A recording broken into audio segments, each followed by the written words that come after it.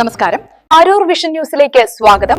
അരൂർ വാർത്തകൾ, വിശദമായ വാർത്തകൾ. അരൂർ നിയമസഭാ തെരഞ്ഞെടുപ്പ് വാർത്ത. അരൂർ നിയോജക മണ്ഡലത്തിൽ നിയമസഭാ സ്ഥാനാർത്ഥിയായി വീണ്ടും തെരഞ്ഞെടുക്കപ്പെടാൻ നിലവിലുള്ള MLA ദലീമ ജോജോ ഇന്ന് നാമനിർദ്ദേശ പത്രിക സമർപ്പിച്ചു.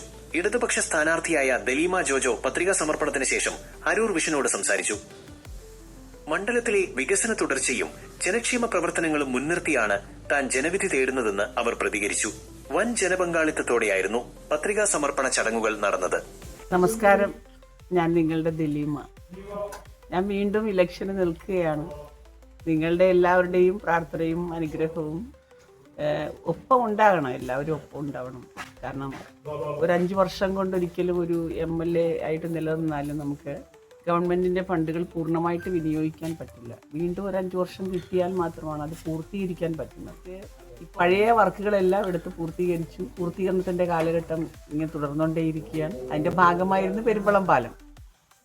ഇനിയും നേരെക്കടവ് മാക്കിക്കടവ് പാലം പൂർത്തീകരണത്തിന്റെ ഘട്ടത്തിൽ നിൽക്കുകയാണ്.